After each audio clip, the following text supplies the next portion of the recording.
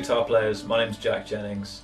I'm just going to share with you a few clips from a new course that I've made with Manish Pingle and Gurdain Rayatt, who are two wonderful Indian classical musicians. At the moment you can see the first few chapters on Patreon if you sign up as a gold patron.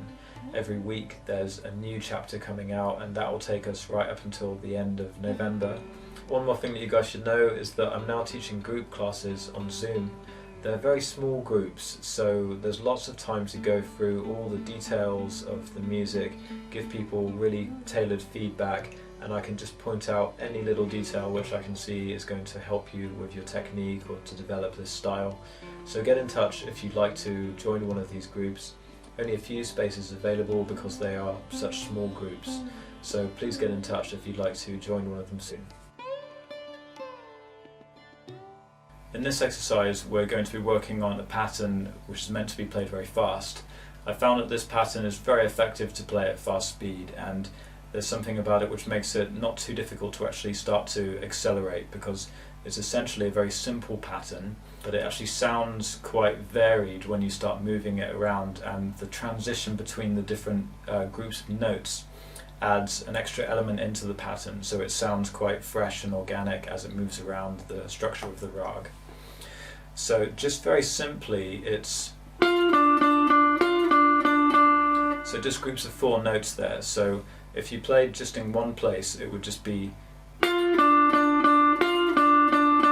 the first note is higher, 1, 2, 3, 4, 1, 2, 3, 4, 1, 2, 3, 4, 1, 2, 3, 4. And that's what you just work on in the beginning, and you really just want to get the feeling of a downstroke synchronized with when the fingertip comes down. So you're going to be hitting that downstroke like 1, 2, 3, 4, down, down, down, down. So you're just timing that downstroke with the finger coming down and then quickly lifting off again.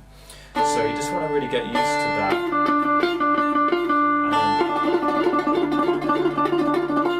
And then just see if you can get that at a faster speed. This kind of pattern sounds really good with the D string played open, so the downstroke each time can catch that D string. You don't have to do it like this, and it's actually okay if you don't hit the D string on every downstroke as well, but it has more of a energetic sound to it. It's got a lot more energy and driving force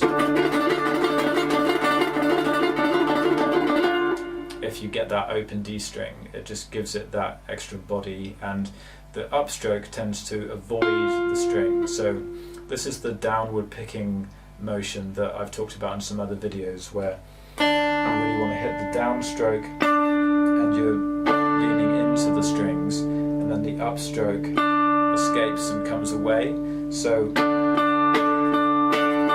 you do that, it means that you can actually strike that D string with the G. So you're kind of digging into the strings and hitting 2 at once. When I'm doing that, my B string is actually catching the pick, so I'm sort of leaning in a certain amount, so by the time I hit that B string, it's more of a rest stroke. So a plectrum is quite deep into the strings at that point, so I've touched the kind of thicker part of the pick on the B string because I've really dug the pick in quite hard.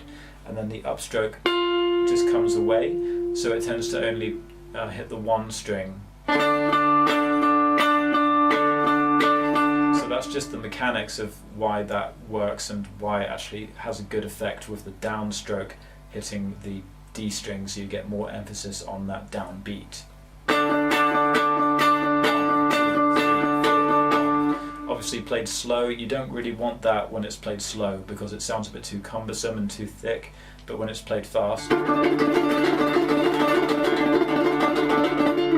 particularly when it's moved around,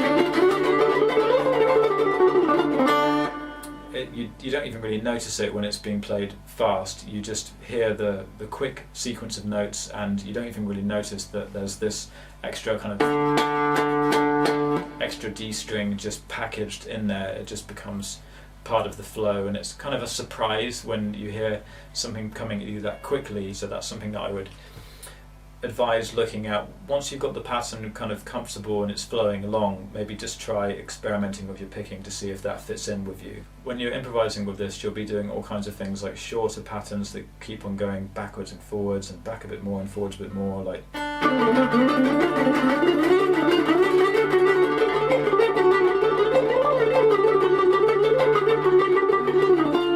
so just try to navigate in as many ways as you can. Or just going straight through. So there's a lot of different things that you can do.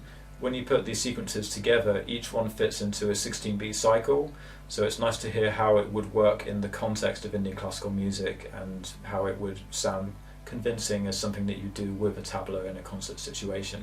Even though it's an exercise, we can still make it sound like something that, you know, you could play that on stage and people would probably find that quite exciting. So let's hear this now being played at 150 beats per minute. If we can do it at this speed, then you'll be able to use it in the tihai exercises because they're played at 150 beats per minute. So this is a really great speed to try to get it going at. The pattern starts to really come into its own at this speed and it takes on the kind of energy that it's supposed to have. So let's just hear this.